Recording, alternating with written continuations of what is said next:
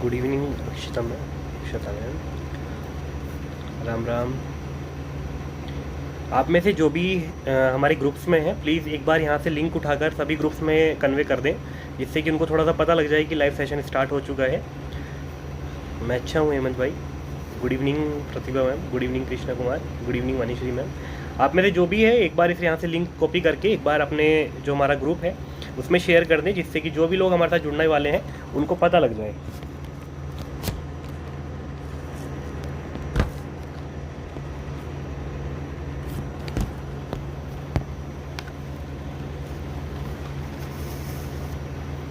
जय श्री कृष्णा, जय आयुर्वेद।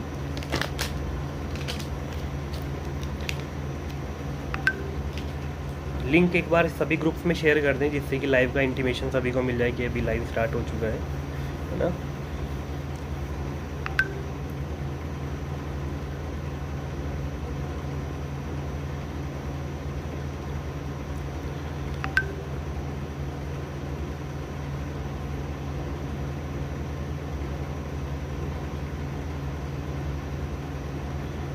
जय श्री कृष्णा, जय श्री राधे, जय धन्वंतरी।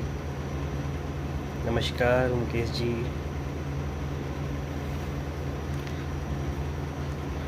सभी अपनी कॉपी और पेन के साथ रेडी रहना, काफ़ी इंपॉर्टेंट चीज़ें लिखवाने वाला हूँ आज, काफ़ी इंपॉर्टेंट है, पढ़कर मज़ा आएगा, इंटरेस्टिंग है, इंटरेस्ट डेवलप होगा जितना भी आज लिखवाऊँगा कि और इस तरीके से इंटरेस्ट डेवलप होता चला जाएगा।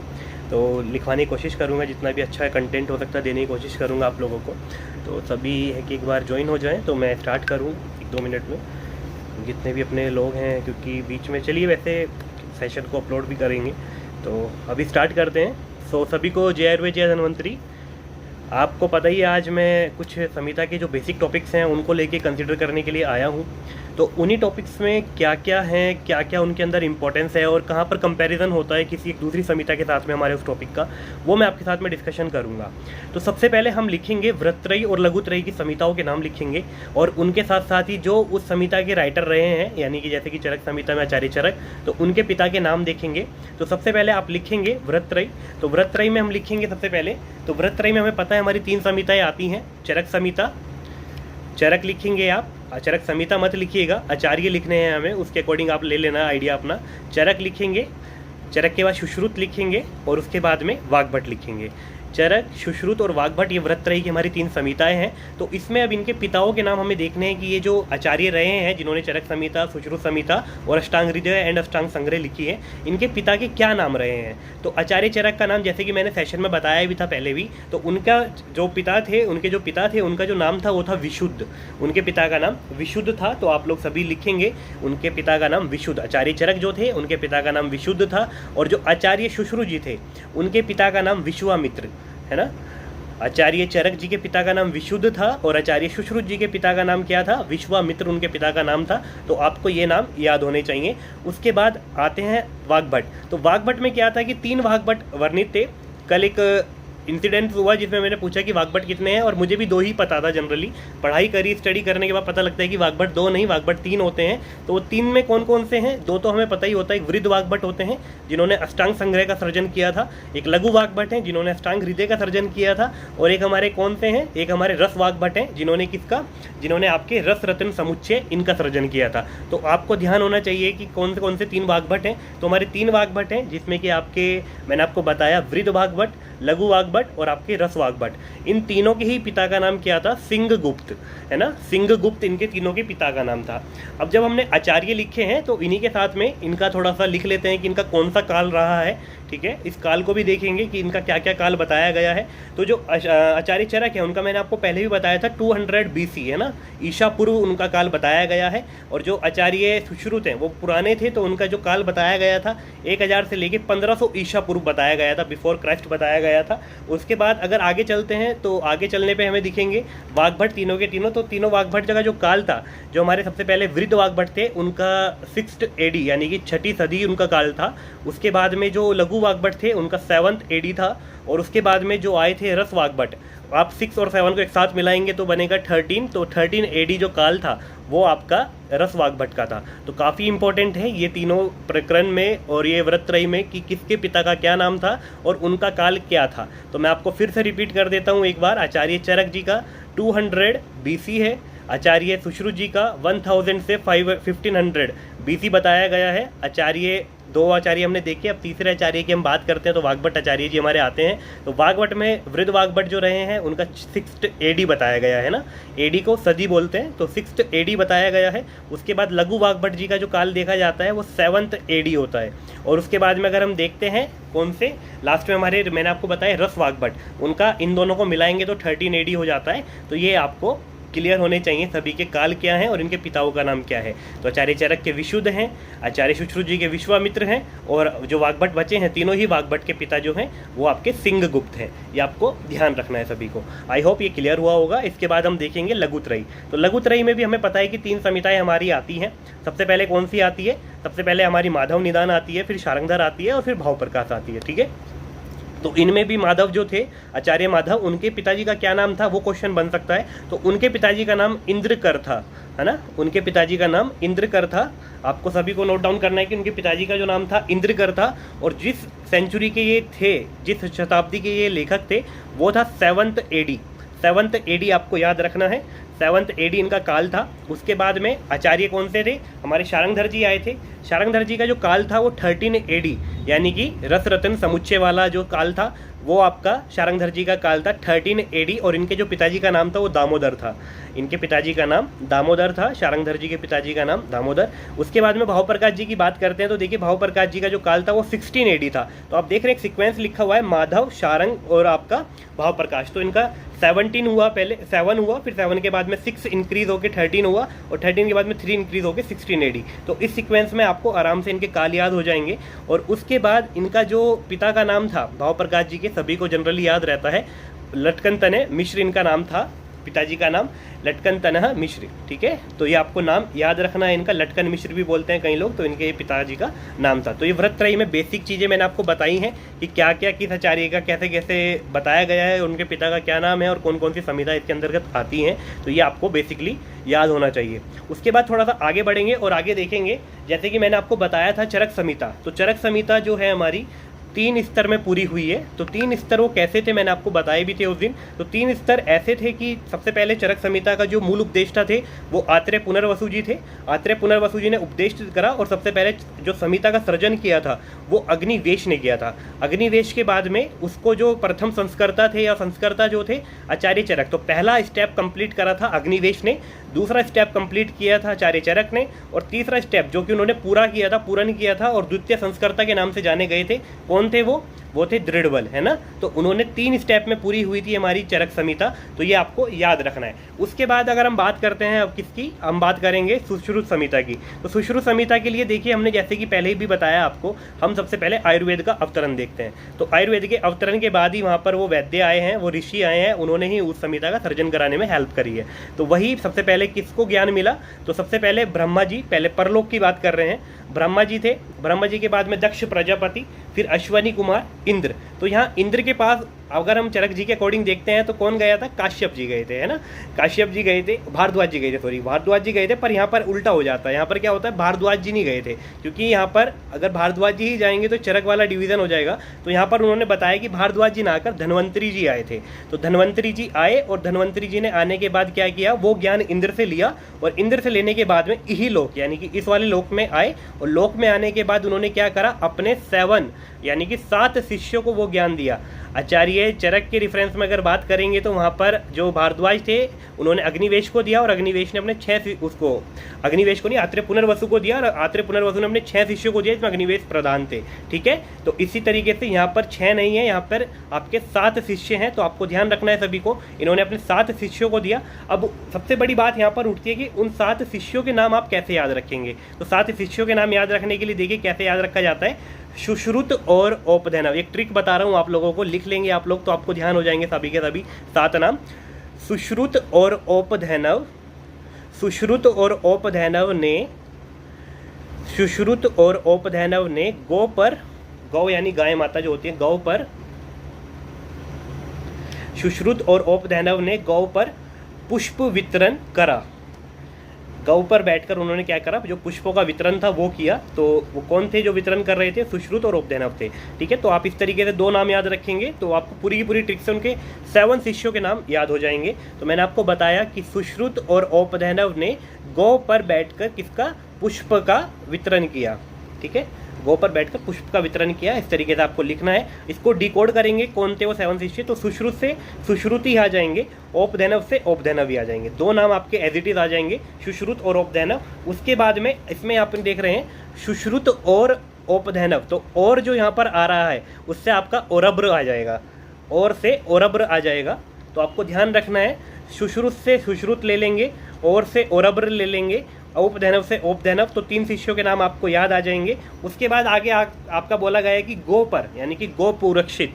ठीक है, गोपुरक्षित एक हमारे जो थे गोपुरक्षित नाम से थे, वो उनके 4th शिष्य थे, तो उनका नाम आपको लिखना है। उसके बाद में गो पर बैठकर पुष्प यानी कि पोष कलावत।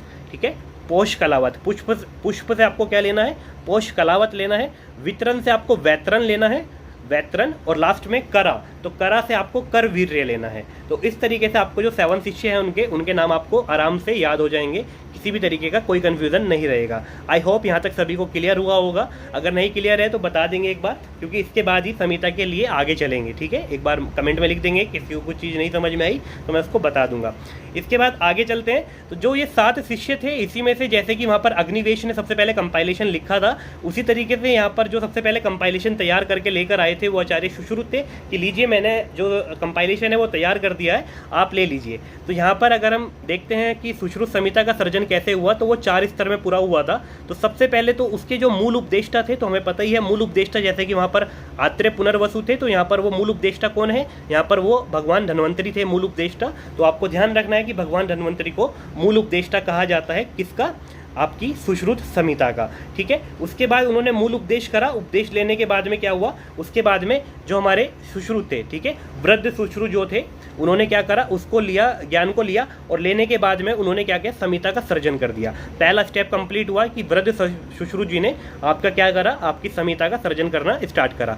जब वृद्ध सुश्रुत जी ने कर दिया तो उसके बाद में सुश्रुत जी के नीचे वाले यानी कि उनके असिस्टेंट आए, जिनको आद्य सुश्रुत बोला गया था। ठीक है, आद्य सुश्रुत जी आए, उन्होंने जो भी कुछ कमियां थी उनको पूरी करी। तो यानी कि पहले नंबर पर कौन, आपके सबसे पहले वृद्ध सुश्रुत रहे हैं, उसके बाद में आद्य सुश्रुत जी आ गए। उसके बाद में फिर आगे बढ़े, तो आगे बढ़ने के बाद देखा गया कि भाई संहिता में अब भी कुछ ना कुछ, कहीं ना कहीं कुछ मिस्टेक्स हैं। तो पहले संस्कर्ता जो इसमें थे वो आपको ध्यान रखना है। पहले संस्कर्ता तो जो थे वो आद्य सुश्रुत थे, जो कि सुश्रुत के बाद आए थे। अब द्वितीय संस्कर्ता इसमें कौन थे, वो नागार्जुन थे। द्वितीय संस्कर्ता इसमें नागार्जुन थे, आपको ध्यान रखना है। सबसे पहले इसको जो बनाया था वो किसने बनाया था, वृद्ध सुश्रुत ने बनाया था, पहला स्टेप। दूसरा स्टेप कौन सा था, दूसरा स्टेप था कि आद्य सुश्रुत आए और उसका उन्होंने क्या करा, उसमें जो भी संस्करण थे उसको क्लियर करा, यानी कि वो उसके प्रथम संस्कर्ता थे। उसके बाद द्वितीय संस्कर्ता आए, और द्वितीय संस्कर्ता कौन थे, नागार्जुन थे। उन्होंने और ज़्यादा उसमें शुद्धियाँ करी, पर उसके बाद भी क्या हुआ, उसमें कुछ करेक्शंस थे, वर्ड्स के करेक्शंस थे, तो पत्र शुद्धि हुई थी उसकी। तो पत्र शुद्धि करने के लिए वहाँ पर कौन आया था, चंद्रट आया था, चंद्रअट। ठीक है, चंद्रट वहाँ पर आए थे, जिन्होंने क्या करा था, किसकी, जैजट की संहिता, जो जैजट की टीका थी, सॉरी जैजट की संहिता नहीं, जैजट की टीका को आधार मानकर उन्होंने क्या करा था, सुश्रुत संहिता की जितनी भी शुद्धियाँ थी, जितनी भी अशुद्धियाँ थी, उनको शुद्ध किया था। ठीक है, अशुद्धियों को शुद्ध किया था किसने, चंद्ररट ने किया था। और किसको आधार मानकर किया था, उन्होंने आधार मानकर किया था आपकी जैजट जी के द्वारा जो लिखी हुई टीकाएँ हैं उनको आधार मानकर उन्होंने उसकी शुद्धि। जैसे कि हम भी क्या करते हैं, अगर हमें कोई चीज़ रीचेकिंग के लिए मिलती है, कोई चेक करने के लिए मिलती है, तो हम कोई बुक या कुछ ना कुछ को बेस मानकर उसको चेक करते हैं, अगर हम उस चीज़ के बारे में नॉन नहीं है। तो इसी तरीके से जो चंद्रट थे उन्होंने क्या करा, जैजट जी की जो टीका थी उसको बेस माना और उसके बाद में उसको ठीक करा। तो 4th नंबर पर जो हुई थी पत्र शुद्धि हुई थी। तो इसलिए कहा जाता है कि जो चरक संहिता का निर्माण हुआ है वो 3 स्तर पर हुआ है, और जो आपका किसका, सुश्रुत संहिता का जो निर्माण हुआ है वो आपका 4 स्तर पर हुआ है। सभी को क्लियर यहाँ तक, कोई दिक्कत अगर है तो प्लीज़ मुझे लिख दीजिएगा। तो इस तरीके से सुश्रुत संहिता जी का, सुश्रुत संहिता का सुश्रुत जी ने क्या किया था, निर्माण किया था। पर यहाँ पर क्वेश्चन ये बनता है कि जो सुश्रुत संहिता है, जब उसका निर्माण चरक संहिता से पहले स्टार्ट हो गया है तो चरक संहिता से पुरानी क्यों बताई जाती है, उसको पहले चरक संहिता को क्यों रखा जाता है। तो देखिए जो पत्र शुद्धि हुई थी वो सुश्रुत संहिता की चरक संहिता के बाद हुई थी, बहुत टाइम बाद हुई थी, ठीक है। तो इसलिए चरक संहिता को पहले रखा जाता है, क्योंकि सुश्रुत संहिता की शुद्धि जो हुई है वो 10th AD में हुई है, जाकर 10वीं सदी में जाकर पूरी हुई है। तो इसलिए आपकी जो प्राचीन संहिता मानी जाती है वो आपकी चरक संहिता मानी जाती है, वो सबसे पहले वर्णित हो चुकी थी और उसमें शुद्धियाँ हो चुकी थी, ठीक है। तो इसके बाद रिपीट मैं कर दूंगा लवानिया मैम, पर आप मुझे मेंशन करेंगे कि क्या लिखना है, क्या मैं रिपीट करना है, तो मैं उसके अनुसार आपका रिपीट कर दूंगा। ट्रिक बताता हूँ कैसे है, ट्रिक आपने लिख ली है तो ट्रिक के बाद मैं बताता हूँ आपको। ट्रिक जो मैंने बताई थी वो ऐसे बताई थी, सुश्रुत और औपधैनव ने गो पर बैठकर पुष्प वितरण किया, ठीक है, ऐसे मैंने लिखा था। तो उसके साथ ही मैंने आपको बताया है कि सुश्रुत से आपको सुश्रुति लेना है, और से आपको ओरब्र लेना है, ठीक है, और से ओरब्र लेना है। उसके बाद में औपधैनव को एज इट इज लिख देना है, सुश्रुत ओरब्र औपधैनव, ये 3 आपके नाम हो जाते हैं। उसके बाद में आता है गो पर बैठकर, तो गो पर से आपको गोपुरक्षित लेना है। उसके बाद में बैठकर पुष्प का वितरण किया, तो पुष्प से आपको पोष कलावत लेना है, वितरण से वैतरण लेना है, और लास्ट में करा, तो करा से आपको क्या लेना है, करा से आपको कर वीर्य लेना है। तो इस तरीके से उनके जो 7 शिष्य हैं वो आपको आराम से याद हो जाते हैं, ठीक है।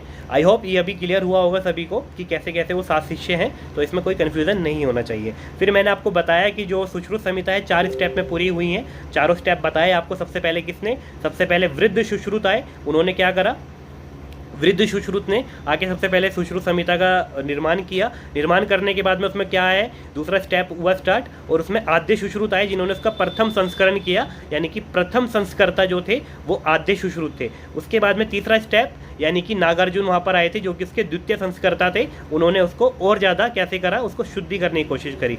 उसके बाद में 4th नंबर पर चंद्रट आए, ठीक है, चंद्रट आए जिन्होंने क्या करा था, उसका पत्र शुद्धि की थी, ठीक है, पत्र शुद्धि कर रही थी। और जो चंद्रट ने पत्र शुद्धि की थी वो किसको आधार मानकर की थी, तो उन्होंने जेट की टीका को आधार मानकर वो पत्र शुद्धि की थी। तो ये आपको ध्यान रखना है। आई होप अभी क्लियर हुआ होगा सभी को ये क्या है क्या नहीं है। इसके बाद आगे चलते हैं, तो थोड़ा सा बात करेंगे वेदों के बारे में, बात करेंगे थोड़ी सी, ये काफ़ी इंपॉर्टेंट है, पूछी जाते हैं। तो हमें सभी को पता है कि हमारे 4 वेद होते हैं। 4 वेद में कौन कौन से होते हैं, तो ऋग्वेद, यजुर्वेद, सामवेद और आपका अथर्ववेद, ठीक है, ये 4 हमारे वेद होते हैं। कौन कौन से, ऋग्वेद, यजुर्वेद, सामवेद और अथर्ववेद। आपको चारों के चारों नाम लिखने हैं। उसके बाद मैं इनके सिनोनियम्स बताऊंगा कि इन चारों के सिनोनियम्स क्या हैं, किस नाम से और जाने जाते हैं ये, ठीक है, मोस्ट इंपॉर्टेंट है, तो इनको लिखेंगे। तो सबसे पहले जो आपका ऋग्वेद आता है, तो ऋग्वेद को चांद वेद भी कहा जाता है, ऋग्वेद को चांद वेद भी कहा जाता है। उसके बाद में जो आपका यजुर्वेद आता है, यजुर्वेद को रस वेद भी कहा जाता है, ठीक है, ऋग्वेद को आपके चांद वेद कहा जा रहा है, यजुर्वेद को रस वेद कहा जाता है, ठीक है। उसके बाद में आता है हमारा तीसरे नंबर पर कौन सा, सामवेद। सामवेद को यहाँ पर वितान वेद कहा जाता है, वितान वेद कहा जाता है, आपको ध्यान रखना है, वितान वेद कहा जाता है। उसके बाद में लास्ट में अथर्ववेद, तो अथर्ववेद में ही हमें पता है आयुर्वेद का वर्णन आया है, और वर्णन जो स्टार्ट हुआ है ब्रह्मा जी से हुआ है, तो उसी के नाम पर इसका पर्याय दे दिया गया है ब्रह्मा वेद, ठीक है, ब्रह्म वेद इसको बोला गया है, ठीक है, ब्रह्म वेद आपको याद रखना है सभी को। ये 4 मेन वेद हैं और इन 4 वेदों के 4 पर्याय हैं जो कि आपको याद रखने हैं, ठीक है। आई होप सभी को ये नाम चारों क्लियर हुए होंगे, इनके वेदों के नाम क्लियर हुए होंगे। पर इनके वेदों के पर्याय के साथ में और इनके नामों के साथ में इनके उपवेद इंपॉर्टेंट हो जाते हैं, क्योंकि हम यहाँ पर जो आयुर्वेद पढ़ते हैं वो किसी एक वेद का उपवेद ही है, तो इसलिए हमें उनके उपवेदों के नाम पता होने चाहिए। तो सबसे पहले जो मैंने आपको बताया ऋग्वेद, उनका उपवेद जो था वो लिखेंगे आप धनुर्वेद, धनुर्वेद उनका उपवेद था। उसके बाद में जो ऋग्वेद है आपको बताया धनुर्वेद है। यजुर्वेद का जो है स्थापत्य वेद, स्थापत्य वेद आपको याद रखना है, स्थापत्य वेद याद रखना है। उसके बाद में जो तीसरे नंबर पर हमारे हैं रिंग नहीं ऋग्वेद, ऋग्वेद, ठीक है, रिंग नहीं है ऋग्वेद है। तो ऋग्वेद जो है उसका मैंने आपको बताया, उसका जो पर्याय है वो चांद वेद है, और उसका उपवेद जो है वो आपको मैंने बताया धनुर्वेद है, ठीक है। उसके बाद मैं आपको बता रहा हूँ यजुर्वेद के संदर्भ में, तो उनका जो उपवेद है वो किस नाम से जाना जाता है, स्थापत्य वेद के नाम से। उसके बाद में मैं बात करता हूँ तीसरे नंबर पर हमारा सामवेद आता है, तो उसका जो उपवेद है वो गांधर्व वेद है, गांधर्व वेद के नाम से जाना जाता है। और उसके बाद 4th नंबर पर जो हमारा आता है यानी कि अथर्ववेद, उसका हमें सभी को पता है कि उपवेद क्या है, जिसका अध्ययन हम करते हैं, तो वो हमारा क्या है, उपवेद है, यानी कि आयुर्वेद। ठीक है, तो आपको सभी के उपवेद और वेदों के पर्याय सभी को क्लियर होना चाहिए कि क्या क्या उनके नाम हैं, क्या क्या दिक्कत उसमें आपको आ सकती हैं, तो इसलिए दिक्कतों को ना आने दें अपने सामने और सभी को प्रॉपर तरीके से पढ़कर अपना क्लियर करके रखें। आई होप यहाँ तक सभी को क्लियर हो गया होगा। इसके बाद आगे बढ़ेंगे, आगे देखेंगे क्या है। तो देखिए सुश्रुत संहिता की जब भी कभी बात करते हैं ना, तो वहाँ पर ऐसा होता है कि जैसे क्लास में टॉपर्स की एक रैंक होती है कि क्लास के टॉपरों का नाम लिया जाता है, तो एक बच्चों की कैटेगरी आती है कि 5-6 जो बच्चे हैं क्लास के टॉपर्स हैं, ठीक है। पर उसके बाद एक कैटेगरी आती है नलायक बच्चों की, या फिर जो बच्चे टॉपर्स की 5-6 कैटेगरी हो गई, पर टॉप 10 में जो 4-5 बच्चे बचे, एक कैटेगरी उनकी आती है जिनको बाद में रखा जाता है, ठीक है। यजुर्वेद का नाम बता दीजिए। यजुर्वेद का नाम देखिए मैं बता देता हूँ आपको। यजुर्वेद को जो कहा जाता है रसवेद कहा जाता है, ठीक है, रसवेद कहा जाता है। और इसका जो उपवेद है वो धनुर्वेद है, ठीक है। बेसिक है, कुछ ज़्यादा टफ नहीं है, आप आराम से ले लेंगे जी। लिख भी दिया आपके लिए, काफ़ी लोगों ने हेल्प कर दी है। रसवेद है और साथ में इसको क्या कहा जाता है, इसका जो वेद है स्थापत्य वेद, इसको साथ में आपको ध्यान रखना है, उपवेद है इसका। तो मैं आपको क्या बता रहा था, मैं बता रहा था कि जैसे कि क्लास की अगर बात करते हैं तो एक टॉपर की कैटेगरी होती है, उस टॉपर में टॉप 5 को रखा जाता है एक साइड में, और जो बाद के टॉप 5 होते हैं उनको बुरा ना लगे तो उनको भी एक तरीके से सांत्वना के लिए कहा जाता है कि हाँ ये भी हमारी क्लास की क्रीमी लेयर है या फिर ये बटर लेयर है, तो ऐसे कहा जाता है। तो ऐसे ही आचार्य सुश्रुत के संदर्भ में हुआ। आचार्य जब भगवान धन्वंतरी ने अपना उवाच किया, तो उवाच करने के टाइम पर आपने देखा मुख्य तौर पर 7 शिष्यों का वर्णन हुआ है। तो उन 7 शिष्यों के साथ में वहाँ पर 5 शिष्य और थे जिनका उन्होंने वर्णन नहीं करा। तो वो 5 शिष्यों के नाम पूछे जाते हैं जो कि सुश्रुत प्रभत्य करके आपको संहिता में देखने को मिलते हैं। आचार्य डलहन ने उनके नाम बताए हैं, तो आप लिखेंगे आचार्य सुश्रुत के सुश्रुत संहिता में वर्णित सुश्रुत प्रभत्य कौन कौन से हैं, वो 5 आचार्यों के नाम हैं, जो कि उसमें उस टाइम पे जो आपका वो क्या कहते हैं उवाच हो रहा था सुश्रुत संहिता के संदर्भ में, भगवान धन्वंतरी दे रहे थे। तो उन 7 शिष्यों के साथ में वो 5 भी वहाँ अवेलेबल थे, पर वो बेचारे थोड़े से कम रहे होंगे तो इसलिए उनको आगे नहीं रखा। तो वो 5 नाम जो है वो इंपॉर्टेंट है, कौन कौन थे, तो लिखिए सभी लोग। भोज, नीमी,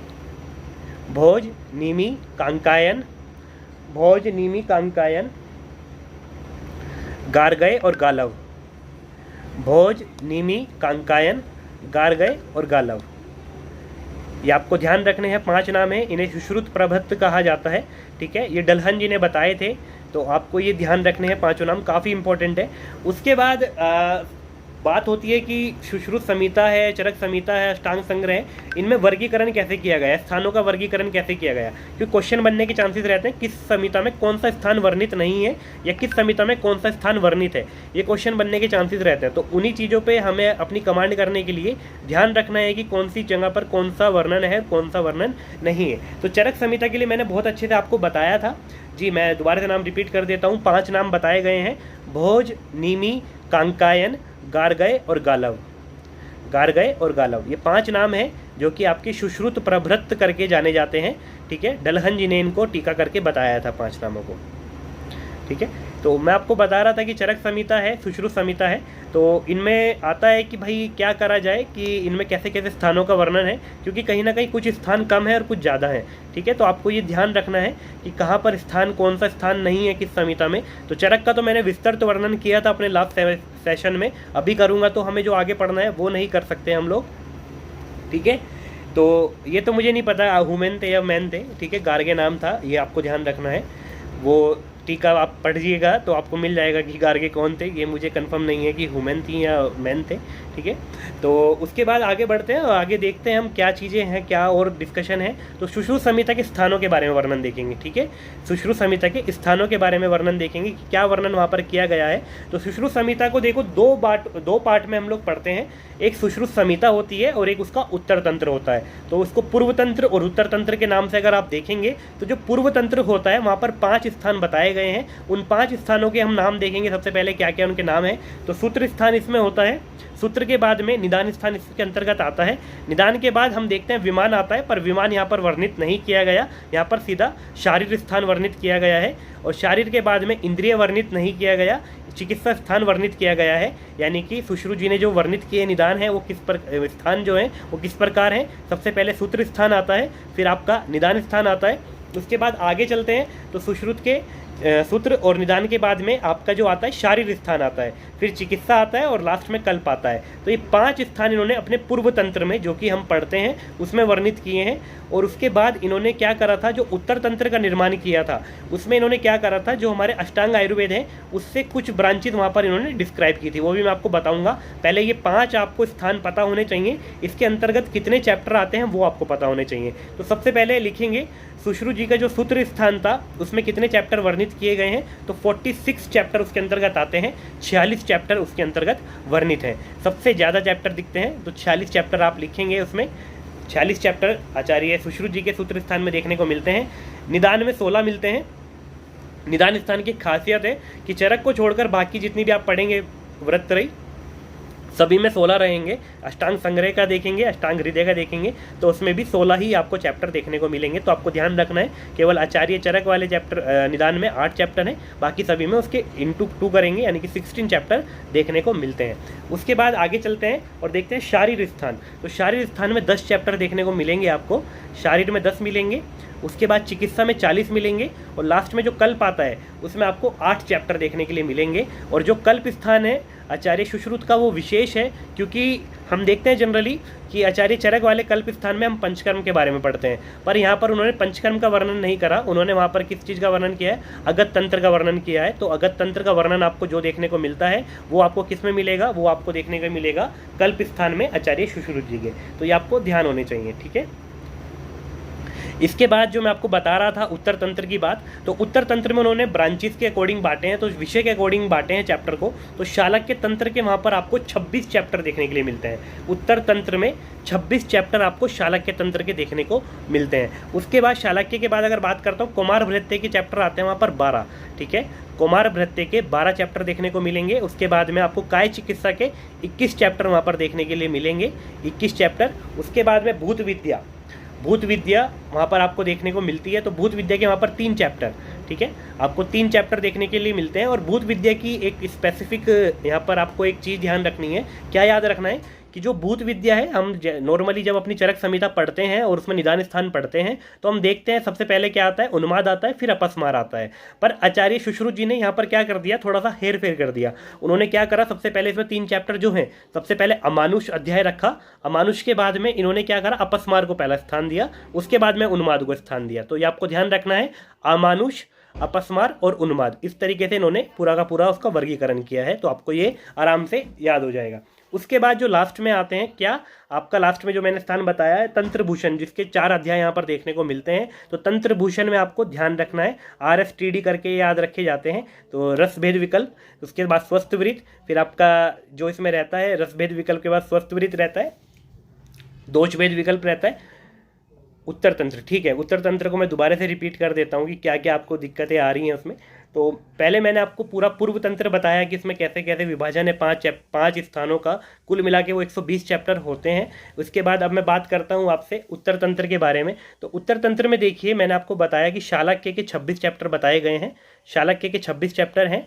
फिर उसके बाद में कुमार भृत्य के 12 चैप्टर हैं, काय चिकित्सा के 21 चैप्टर हैं, काय चिकित्सा के 21 है। उसके बाद में भूत विद्या जो आती है उस पर थोड़ा जोर दिया है मैंने, 3 चैप्टर हैं। तो भूत विद्या में जोर इसलिए दिया है कि जो उन्माद और अपस्मार हम पढ़ते हैं चरक निदान में, तो हम पहले क्या पढ़ते हैं, उन्माद पढ़ते हैं, उसके बाद में अपस्मार आता है। पर यहाँ पर इन्होंने क्या करा, अपस्मार को पहले रखा और उन्माद को बाद में रखा, और अपस्मार और उन्माद से पहले एक चैप्टर और ऐड किया जिसे अमानुष कहा जाता है, ठीक है। ये 3 चैप्टर आपके वहाँ पर आपको देखने के लिए मिलेंगे। उसके बाद में जो तंत्रभूषण है उसमें 4 चैप्टर आते हैं आपके।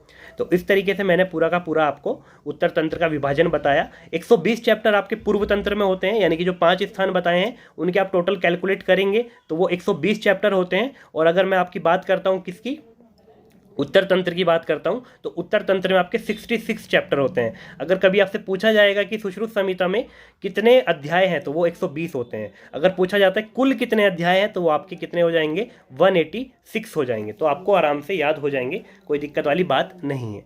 उसके बाद एक चीज़ और इम्पॉर्टेंट है, जैसे कि हम चरक संहिता पढ़ते हैं तो चरक संहिता में क्या होता है, हम लोग क्या करते हैं, हम लोग पहले रसायन अध्याय पढ़ते हैं, उसके बाद में वाजीकरण अध्याय पढ़ते हैं चिकित्सा स्थान में। पर आचार्य जो सुश्रुत है उन्होंने यहाँ पर भी हेरफेर करा। इन्होंने पहले वाजीकरण का एक चैप्टर बताया है केवल, जैसे कि हम चरक में 4 पाद पढ़ते हैं एक चैप्टर के, इन्होंने केवल एक ही चैप्टर बताया है चिकित्सा स्थान में। और उसके बाद इन्होंने 4 चैप्टर आपके रसायन के बताए हैं, यानी कि इन्होंने जो रसायन का वर्णन किया है वो वाजीकरण के बाद किया है, ये आपको ध्यान रखना है। उसी के साथ साथ में पूछा जाता है कि अरिष्ट का वर्णन किस संहिता में कहाँ किया गया है। तो अरिष्ट का वर्णन अगर हम देखते हैं तो आचार्य चरक की, जैसे कि हमने बात करी थी, इंद्रिय स्थान आचार्य चरक के द्वारा वर्णित है, तो इंद्रिय स्थान में आचार्य चरक ने अरिष्टों का वर्णन किया है। उसी के साथ में अगर बात करता हूँ सुश्रुत जी की, तो सुश्रुत जी ने कोई इंद्रिय स्थान नहीं बताया, इसलिए उन्होंने सूत्र स्थान में ही क्या कर दिया है, आपके अरिष्टों का वर्णन कर दिया है। और अष्टांग संग्रह और अष्टांग हृदय ने क्या करा है, दोनों ने एक ही स्थान को फॉलो करते हुए शारीरिक स्थान में आपके क्या करा है, आपके अरिष्टों का वर्णन कर दिया है। तो इस तरीके से आपको ध्यान रखना है कि अरिष्टों का वर्णन किस आचार्य ने कहाँ पर किया है। चरक ने इंद्रिय स्थान में किया है, सुश्रुत जी ने सूत्र स्थान में किया है, उसके बाद अष्टांग संग्रह और अष्टांग हृदय ने कहाँ पर किया है, शारीरिक स्थान में किया है। तो आपको आराम से याद हो जाएंगे, कोई दिक्कत वाली बात नहीं है। उसके बाद देखते हैं अष्टांग संग्रह का विभाजन कैसे हुआ, उसमें कौन कौन से स्थान बताए गए हैं। तो अष्टांग संग्रह के लिए देखेंगे सभी लोग, तो उन्होंने मतलब जो स्थान बताए हैं वो पहले आपका सूत्र स्थान बताया उन्होंने, फिर निदान बताया, फिर शारीर बताया, फिर चिकित्सा, फिर कल्प, और फिर लास्ट में उन्होंने उत्तर स्थान या उत्तर तंत्र के नाम से स्थान बता दिया। दोबारा से रिपीट करूंगा, आराम से बताऊंगा, ये बता दिया आपको फ्लो में, तो इसको ध्यान रखेंगे कैसे कैसे उन्होंने बताया। तो सबसे पहले उन्होंने सूत्र स्थान बताया था, सूत्र स्थान बताया और उसमें 40 अध्यायों का वर्णन किया था। ठीक है, सूत्र स्थान और 40 अध्याय का वर्णन किया था, अष्टांग संग्रह की बात कर रहा हूँ। उसके बाद में उन्होंने निदान स्थान बताया, और निदान स्थान में मैंने आपको पहले ही बताया कि सभी जगह पर आपको कितने चैप्टर देखने के लिए मिलेंगे, आपको 16 चैप्टर देखने के लिए मिलेंगे। तो 16 चैप्टर वहाँ पर उन्होंने निदान स्थान में वर्णित किए हैं। उसके बाद उनका आता है शारीरिक स्थान आता है, शारीर में उन्होंने 12 चैप्टर बताए हैं। उसके बाद में उनका चिकित्सा स्थान आता है, चिकित्सा में उन्होंने थोड़े से चैप्टर कम बताए हैं, चिकित्सा को उन्होंने 24 चैप्टर के साथ में वर्णित किया है। तो आपको ध्यान रखना है कि 24 चैप्टर पूछे जाते हैं कि किस संहिता के अंतर्गत आपको 24 अध्याय चिकित्सा स्थान में देखने को मिलते हैं, तो वो आपकी कौन सी है, अष्टांग संग्रह है। उसके साथ ही कल्प की अगर बात करते हैं तो कल्प में 8 चैप्टर बताए हैं इन्होंने, और कल्प के साथ में उत्तर स्थान की अगर बात करते हैं, उत्तर तंत्र नहीं उत्तर स्थान इन्होंने बोला है, तो उसमें 50 चैप्टर बताए हैं। तो इस तरीके से टोटल 150 चैप्टर आपके अष्टांग संग्रह में वर्णित हैं। आपको ध्यान होने चाहिए सभी को, किसी भी तरीके का कन्फ्यूजन नहीं होना चाहिए। उसी के साथ अब बात करते हैं अष्टांग हृदय की। जब हमने व्रतत्रयी की बात कर ही रहे हैं, 2 संहिता की बात हो चुकी है 3 की, अब हम अष्टांग हृदय को नहीं छोड़ेंगे, अष्टांग हृदय की भी बात करेंगे। तो अष्टांग हृदय में हम सबसे पहले सूत्र स्थान देखते हैं, 30 चैप्टर उसमें भी आते हैं, आप सभी को पता है, हम लोग पढ़ते भी हैं सूत्र स्थान फर्स्ट ईयर में, 30 चैप्टर उसमें आते हैं। उसके बाद निदान स्थान सेम 16 चैप्टर आते हैं, 16 चैप्टर उसके अंतर्गत वर्णित है। फिर शारीरिक स्थान आता है, उसमें 6 चैप्टर आपके आते हैं, और 6 चैप्टर के बाद में उसके बाद चिकित्सा स्थान उसमें आएगा, और चिकित्सा में 22 चैप्टर यहाँ पर आते हैं। ठीक है, 24 के बाद 22 हो गए हैं यहाँ पर। तो दोनों संहिताओं में आपको ध्यान रखना है कि किस में कितने चैप्टर आपके बताए गए हैं। ठीक है, तो आपको आराम से आपका क्वेश्चन ठीक हो जाएगा, कोई दिक्कत वाली बात नहीं रहेगी। फिर जो कल्प इन्होंने बताया है, कल्प, हाँ मैं रिपीट करूंगा एक बार, दोबारा से दोनों डिवीजन रिपीट कर दूंगा आपके लिए। कल्प स्थान में 6 चैप्टर बताए हैं इन्होंने, और उसके बाद लास्ट में अगर हम बात करते हैं उत्तर स्थान जो कि इन्होंने बताया, तो इसमें इन्होंने 40 चैप्टर बताए हैं। ठीक है, 10 चैप्टर कम कर दिए हैं अष्टांग संग्रह के कंपैरिजन में, तो ये आपको ध्यान रखने हैं। क्वेश्चन आ रहा है, क्वेश्चन पूछा जा रहा है कि रिपीट करा जाए आपका अष्टांग संग्रह, तो अष्टांग संग्रह को रिपीट करते हैं। तो सूत्र स्थान में इन्होंने जो चैप्टर बताए थे, 40 चैप्टर बताए थे अष्टांग संग्रह में, सूत्र स्थान में 40 चैप्टर बताए थे। उसके बाद निदान में इन्होंने 16 चैप्टर बताए हैं। निदान के बाद शारीर में इन्होंने 12 चैप्टर बताए हैं, शारीर में 12 बताए हैं, चिकित्सा में 24 बताए हैं। उसके बाद कल्प आता है, कल्प में 8 बताए हैं, और उत्तर स्थान में 50 बताए हैं। तो इस तरीके से टोटल इन्होंने 150 चैप्टर बताए हैं। तो आपको ये ध्यान होने चाहिए। सभी को क्लियर है यहाँ तक, कोई डाउट तो नहीं है ना किसी को?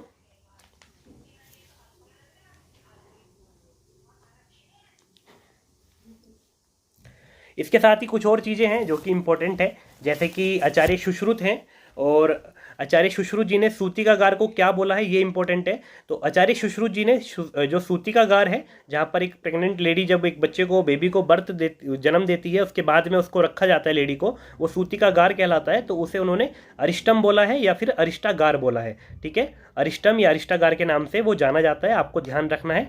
उसके बाद में अगर हम बात करते हैं काश्यप जी की, तो काश्यप जी ने आतुराल्य को अरिष्टागार बोला है।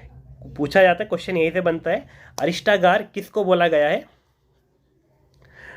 6 चैप्टर बताए गए हैं ऋषभ जी, अष्टांग हृदय के कल्प में आप पूछ रहे हैं तो 8 की जगह 8 बताए गए हैं आपके संग्रह में, और 6 बताए गए हैं आपके कल्प इसमें हृदय में। ठीक है, तो मैं आपको बता रहा था कि किसने किसको अरिष्टागार बोला है। तो सबसे पहले सुश्रुत जी ने सूतिकागार को अरिष्टम या फिर अरिष्टागार बोला है।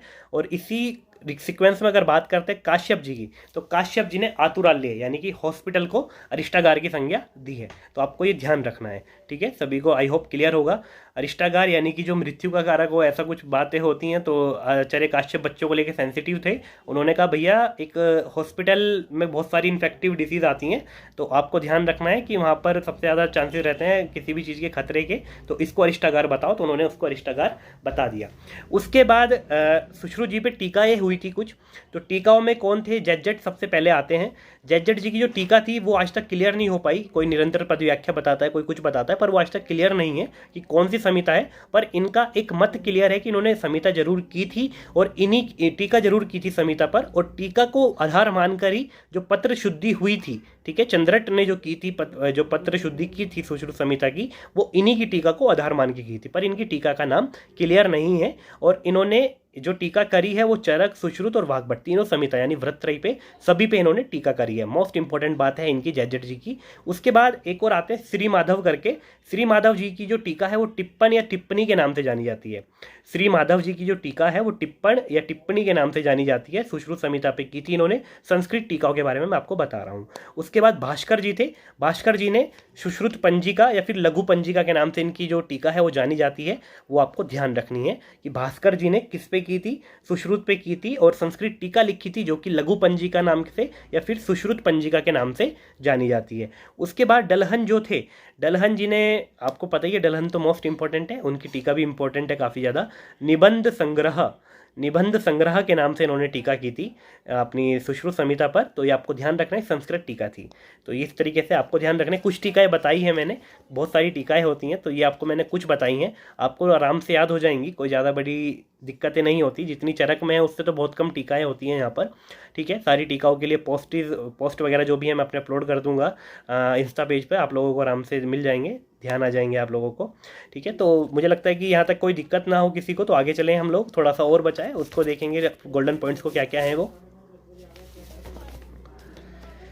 कोई दिक्कत यहाँ तक किसी को?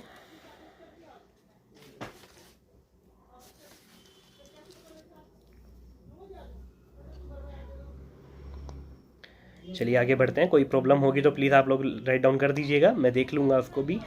उसके बाद चक्रपाणी जी की बात करेंगे। हाँ, लेंगे एक क्लास टीका पर लेंगे। दिशा सीता मैम, एक्चुअली इसकी टीका जो थी जज्जट जी की वो क्लियर नहीं है अभी तक, उसमें कोई क्लियरेंस नहीं हुई थी। कोई निरंतर पद व्याख्या बताता है, कोई कुछ बताता है, तो इसलिए उनकी टीका का नाम मैंने बताया नहीं है। केवल उनका जो इंपॉर्टेंट कैरेक्टरिस्टिक है वो ये है, एक तो उनकी जो टीका थी उसको आधार मानकर ही सुश्रुत संहिता की पत्र शुद्धि हुई थी, और दूसरा इसमें जो इंपॉर्टेंट है, उन्होंने वृत्रयी के हर एक संहिता पर टीका करी है। ठीक है, तो ये 2 चीज़ें उनकी काफ़ी ज़्यादा इंपॉर्टेंट है। ठीक है, आगे बढ़ेंगे, आगे कुछ और चीज़ें देखेंगे कि क्या क्या बताई गई हैं। तो चक्रपाणी जी ने भी टीका करी है, आचार्य चक्रपाणी जी ने चरक संहिता के साथ साथ में इस पर भी की है। ठीक है, श्री माधव जी के अनुसार टिप्पण है ये, टिप्पण नहीं है, टिप्पण, टिप्पणी लिखते हैं ना जैसे हम, टिप्पण है ये, ना बनेगा वो, टिप्पण हो जाएगा आपका, टिप्पण। ठीक है, टिप्पण और टिप्पणी आपको याद रखना है, श्री माधव जी के अनुसार है। उसके साथ ही चक्रपाणी जी की देखेंगे टीका क्या है। चक्रपाणी जी ने भी भानुमति, ठीक है, भानुमति या तात्पर्य टीका और भानुमति जो टीकाएं हैं वो आपकी किसने दी थी, वो आपकी चक्रपाणी जी ने दी थी। काफ़ी इंपॉर्टेंट है ये भी आपको ध्यान रखना है। ठीक है, काफ़ी ज़्यादा इंपॉर्टेंट है, ये आपको सभी को क्लियर होना चाहिए कि आचार्य चक्रपाणी जी ने और दलहन जी ने, ये दोनों टीकाएं मोस्ट इंपॉर्टेंट है, और जो मैंने आपको 5 बताई हैं वो भी काफ़ी इंपॉर्टेंट है अपने आप में। उसी के साथ हिंदी की 2 टीकाएं यहाँ मिलती हैं, ये मोस्ट इंपॉर्टेंट टीका है ये भी दोनों की दोनों, क्योंकि 2 ही हिंदी की टीकाएं हैं। तो देखते हैं क्या क्या नाम है दोनों के। तो सबसे पहले जो आती है वो आती है आयुर्वेद रहस्य दीपिका। आयुर्वेद रहस्य दीपिका आती है, जिसको किसने लिखा था? भास्कर जी ने लिखा था, भास्कर गोविंद घानेकर जी ने। भास्कर गोविंद घानेकर जी इनका पूरा नाम था, और इन्होंने आयुर्वेद रहस्य दीपिका करके आपकी लिखी थी। कौन सी टीका लिखी थी? हिंदी टीका लिखी थी, और सुश्रुत संहिता पर लिखी थी। तो ये सभी को आपको क्लियर होना चाहिए कि सुश्रुत संहिता पर जो टीका लिखी गई थी, पहली टीका आयुर्वेद रहस्य दीपिका थी, और उसको लिखा किसने था? भास्कर गोविंद घानेकर जी ने लिखा था। सभी को क्लियर होगा। उसके बाद आगे बढ़ते हैं, दूसरी टीका देखेंगे क्या थी। तो आयुर्वेद तत्व संदीपिका, आयुर्वेद तत्व संदीपिका थी, ये भी हिंदी टीका थी, सुश्रुत संहिता पर ही थी। इसको लिखने वाले थे अंबिका दत्त शास्त्री जी। अंबिका दत्त शास्त्री जी थे, जिनकी पुस्तक आजकल हम पढ़ते हैं, सुश्रुत पढ़ते हैं जिनके लिखी हुई, तो वो थे हमारे अंबिका दत्त शास्त्री जी, इनके द्वारा लिखी गई है। आई होप आप सभी को यहाँ पर ये क्लियर हुआ होगा। इसके बाद आगे चलते हैं, अष्टांग आयुर्वेद देखेंगे थोड़ा सा। अष्टांग आयुर्वेद यानी कि हमारे आयुर्वेद में 8 अंग, जिनकी 8 ब्रांचेज होती हैं, उनका वर्णन किस आचार्य ने कौन सी जगह पर किया है, और उनका रेफरेंस पूछा जाता है। दूसरी बात, उन्होंने कौन सी ब्रांचेज को क्या नाम दिया है और किस ब्रांच को किस स्थान पर रखा है, ये भी इंपॉर्टेंट है। तो देखते हैं क्या क्या नाम है, कहाँ कहाँ पर रेफरेंस है। तो लिखेंगे अष्टांग आयुर्वेद के बारे में। तो अष्टांग आयुर्वेद का जो वर्णन मिलता है, सबसे पहले आचार्य चरक के बारे में बात करें तो आचार्य चरक के सूत्र 30 में आपको मिलता है। आचार्य चरक के सूत्र 30 अर्थदश महामूल्य अध्याय में आपको मिलेगा वर्णन देखने के लिए अष्टांग आयुर्वेद का। उसी के साथ में अगर मैं बात करता हूँ सुश्रुत जी के बारे में, तो सुश्रुत में तो हम देखते हैं सूत्र फर्स्ट में ही आपको अष्टांग आयुर्वेद की सभी परिभाषाएं और वर्णन देखने को मिल जाता है। अष्टांग संग्रह और अष्टांग हृदय दोनों ने ही सूत्र फर्स्ट में आयुष काम्य अध्याय में वर्णन किया है। दोनों ही संहिता में फर्स्ट चैप्टर का नाम आयुष काम्य ही है, आपको ध्यान रखना है, और उसी में आपको अष्टांग आयुर्वेद का वर्णन देखने के लिए मिल जाता है। अब इसमें हम बात करेंगे आचार्य चरक के अष्टांग आयुर्वेद को आप कैसे याद रखेंगे।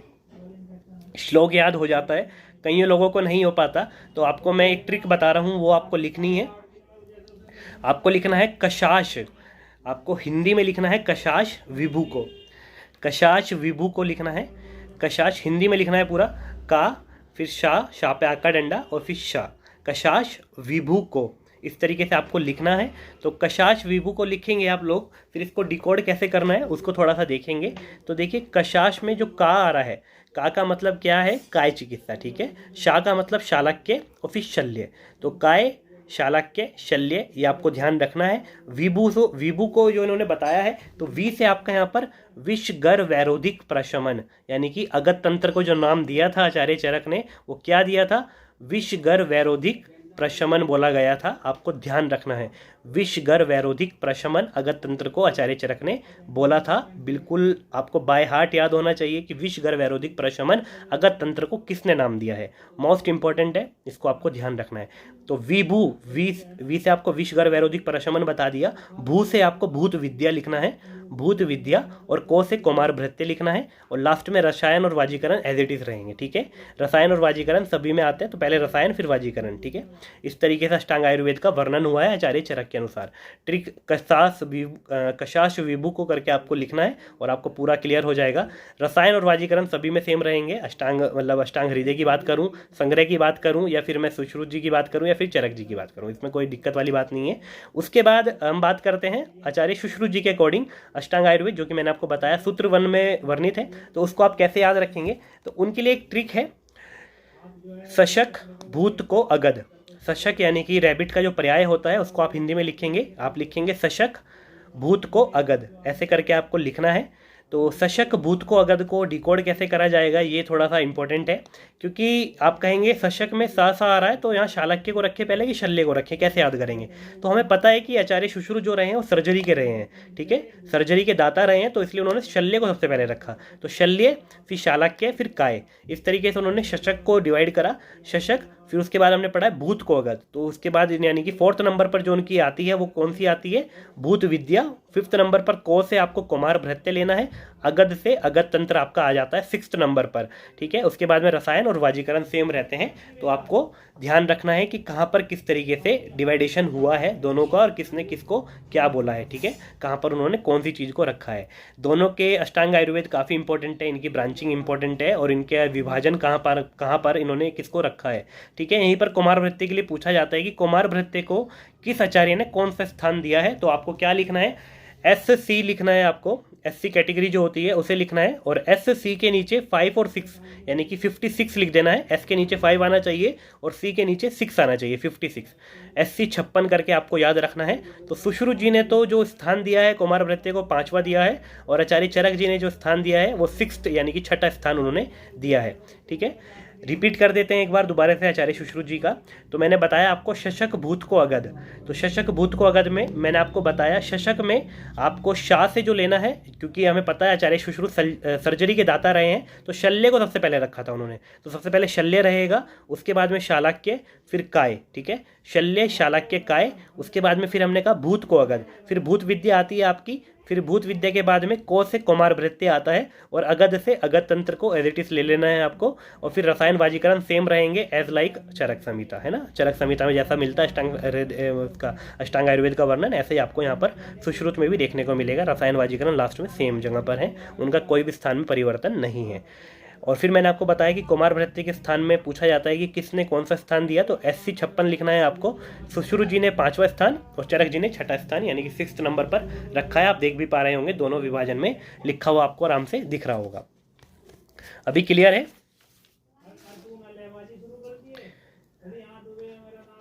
क्लियर सभी को? अगर क्लियर है तो फिर अष्टांग हृदय और अष्टांग संग्रह का देखेंगे। तो अष्टांग हृदय का सभी को याद रहता है, हम लोग फर्स्ट ईयर में ही पढ़ते हैं। अष्टांग हृदय आयुष्काम्य अध्याय सूत्र फर्स्ट में हम देखते हैं काय बाल ग्रह ऊर्ध्वांग शल्य दंष्ट्र जरा वृषान, ठीक है, जरा वृषान, ये इस तरीके से हमारे अष्ट अंग आयुर्वेद होते हैं। किसके अनुसार? ये हमारे अष्टांग हृदय के अनुसार है। तो दोनों में एक ही डिफरेंस है, बस केवल एक ही डिफरेंस है, ध्यान रखना है आपको। दोनों की डेफिनेशन सेम है, दोनों की डेफिनेशन सेम है, ठीक है। सभी लोग लिख लेंगे काय बाल ग्रह ऊर्ध्वांग, काय बाल ग्रह ऊर्ध्वांग शल्य दंष्ट्र जरा वृषान, ठीक है। तो यहाँ पर ये इसकी पूरी डेफिनेशन है किसकी? अष्टांग हृदय की। तो जो वृषान यहाँ पर आ रहा है किसमें? अष्टांग हृदय में, उससे अष्टांग संग्रह ने बस उसको क्या कर दिया? वृश्य कर दिया, ठीक है। वृषान को उन्होंने वृश्य कर दिया, बस इसी एक एक वर्ड से, इसी एक शब्द से आपको आइडेंटिफाई करना पड़ता है ये रेफरेंस है किसका।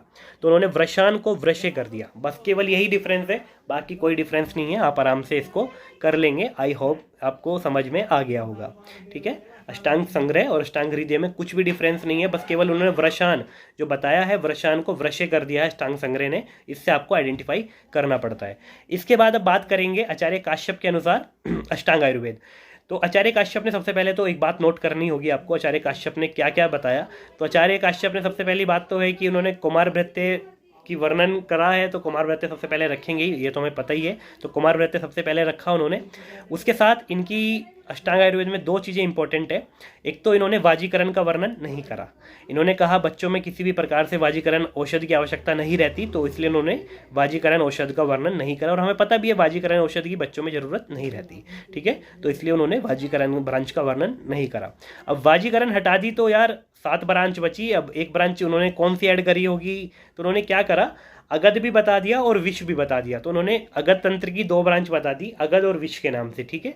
तो आपको ध्यान रखना है कि जो आपका वाजीकरण हटा उसका स्थान किसने ले लिया? उसका स्थान विष, एक ब्रांच उन्होंने बताई थी, उन्होंने ले लिया था। तो ये आपको ध्यान रखना है, ये इसके काफ़ी ज़्यादा इंपॉर्टेंट पॉइंट है काश्यप संहिता के। तो काश्यप संहिता में कैसे विभाजन आता है सबसे पहले देखते हैं। तो कुमार भृत्य सबसे पहले हमें पता ही है, कुमार भृत्य वो रखेंगे।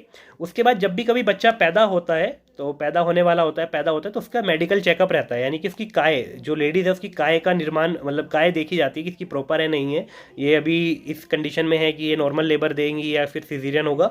तो उस कंडीशन को देख के काय चिकित्सा को उन्होंने दूसरी ब्रांच दी कि हमें मेडिकल चेकअप की आवश्यकता रहती है। फिर उन्होंने कहा कि काय चिकित्सा के बाद अगर ऐसा लगता है कि बच्चा जो है बेबी बर्थ होगा और बर्थ होने के बाद में जो उसकी स्पाइनल, उसकी अम्बिलिकल कॉर्ड को क्या करेंगे? कट करेंगे, तो वहाँ पर हमें शल्य चिकित्सक की जरूरत पड़ेगी। तो उन्होंने फिर तीसरी जो ब्रांच बताई थी शल्य चिकित्सा बताई थी। फिर उसके बाद उन्होंने कहा कि जब बच्चा पैदा हो गया तो फिर देखते हैं वो अपने, सबसे पहले किसको देखता है, अपने जो भी सराउंडिंग में रहता है, आंखें खोल के देखना स्टार्ट करता है। तो उन्होंने 4th नंबर पर शालक्य को बता दिया। फिर उसके बाद में उन्होंने कहा भैया आपने शालक्य बता दिया। उसके बाद में उन्होंने कहा बच्चे ने देख लिया। उसके बाद जहाँ पर वो पैदा हुआ है वहाँ पर वो आतुराल्य में पैदा हुआ है, और हमने पीछे पढ़ा था कि काश्यप जी ने आतुराल्य को अरिष्टागार बोला है। तो उन्होंने कहा वहाँ पर बहुत सारे खतरे हो सकते हैं, तो बच्चे को वहाँ से लेके जितना जल्दी हो सके निकल लो। तो इन्होंने 5th नंबर पर जो रखी थी विष को रखा था। एक जो ब्रांच बताई थी इन्होंने विष के नाम से बताई थी।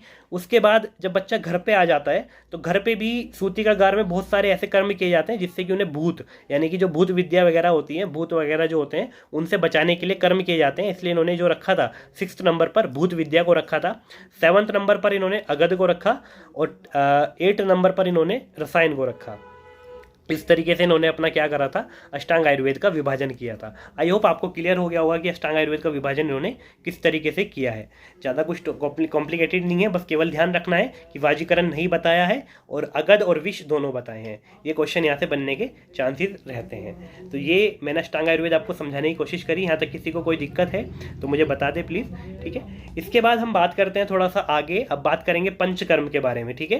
तो पंचकर्म भी अपने आप में एक स्पेसिफिक चीज़ है। क्यों है वो स्पेसिफिक? क्योंकि देखिए अगर हम बात करते हैं आचार्य चरक के बारे में, तो आचार्य चरक ने जो पंचकर्म बताए हैं वो कुछ इस प्रकार से बताए हैं कि देखिए पहले उन्होंने वमन बता दिया, फिर विरेचन बता दिया, उसके बाद में उन्होंने जो बस्ती बताई है वो दोनों अलग अलग बता दी, अनुवासन बस्ती और आपकी कौन सी बताई है, आस्थापन बस्ती बता दी। और उसके बाद में 5th नंबर उन्होंने शिरो विरेचन यानी कि नस्से को दे दिया। तो ये पंचकर्म जो होते हैं ये आचार्य चरक के बताए जाते हैं। उसके बाद आचार्य सुश्रुत के जब पंचकर्म की बात करेंगे, क्योंकि हमें पता है मुख्यतः जो पंचकर्म किया जाता है वो त्रिदोष की शांति के लिए किया जाता है, त्रिदोषों को शमन करने के लिए, उन्हें शांत करने के लिए किया जाता है। तो इसी तरीके से अगर हम बात करते हैं किसकी, आचार्य सुश्रुत जी की, तो हमें पता है कि आचार्य सुश्रुत जी ने त्रिदोष नहीं, उन्होंने चतुर्थ दोष यानी कि 4 दोष माने हैं, और चौथा दोष उन्होंने कौन सा माना है, रक्त को माना है। तो यहाँ पर सिंपल सी बात हमारे दिमाग में स्ट्राइक करती है कि जब हमने वहाँ 3 दोषों के लिए 5 कर्म पढ़े हैं, तो यहाँ पर अब 4 दोष हो गए हैं, तो यहाँ पर भी हमें उस दोष के लिए भी कुछ ना कुछ कर्म पढ़ना पड़ेगा। पर आचार्य सुश्रुत के सामने एक संकट खड़ा हो गया कि भैया पंचकर्म में ही आपको रखनी थी वो 5 कैटेगरी। तो उन्होंने क्या करा, उन्होंने जो बस्ती को अलग अलग बताया हुआ था आचार्य चरक ने, अनुवासन को अलग और आपकी स्थापन को अलग, उन्होंने बस्ती को एक साथ कर दिया, बस्ती दोनों एक साथ में लिख दी। और बस्ती एक साथ में लिखने के बाद में उन्होंने बोल दिया आगे क्या कि मैंने इस तरीके से डिवाइडेशन करा है अपना कि सबसे पहले मैंने वमन रखा, फिर विरेचन, फिर बस्ती रखी, फिर शिरो विरेचन यानी कि नस्से, और लास्ट में मैंने रक्तमोक्षण ब्लड लेटिंग को रखा। तो इस तरीके से मेरे पंचकर्म पूरे हो जाते हैं। और आचार्य वाग्भट जी ने कंप्लीटली किसको फॉलो करा है, आचार्य सुश्रुत जी को यहाँ पर पंचकर्म में फॉलो करा है। तो इस तरीके से ये मेरा आज का सेशन था जो कि मैं आपके साथ में शेयर करने के लिए आया था, मैंने शेयर करा। आई होप आप लोगों को समझ में आया होगा, सभी को समझ में आया है।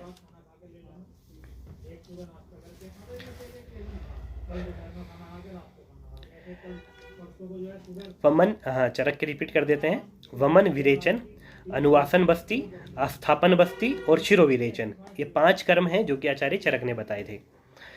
सुश्रुत जी ने क्या करा, जो दोनों बस्तियां इन्होंने अलग अलग बता दी उनको एक साथ रख दिया, उनको कंपाइल कर दिया और सीधा बस्ती नाम दे दिया। सभी को क्लियर? कैसा था सेशन, अच्छा लगा सभी को?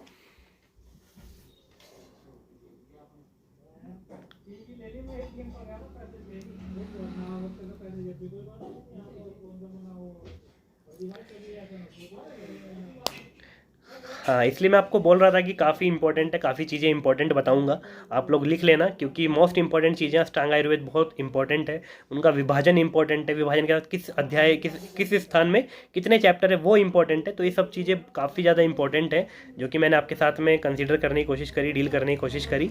तो ये सब चीज़ें आपको याद होनी चाहिए जिनको भी। हाँ, वाग्भट ने यहाँ पर सुश्रुत जी को फॉलो करा था, सुश्रुत जी को फॉलो किया था वाग्भट जी ने, तो ये ध्यान रखना है आपको। Thank you so much everyone. तो मैं इस सेशन को अगर किसी को रिपीट में देखना है तो मैं यूट्यूब पे अपलोड कर अभी आपको लिंक प्रोवाइड करा दूंगा ग्रुप में, तो आप सब लोग यूट्यूब से इस सेशन को देख सकेंगे, ठीक है। चलिए फिर, thank you so much to being with us. सभी को जय आयुर्वेद, जय धन्वंतरी, शुभ रात्रि।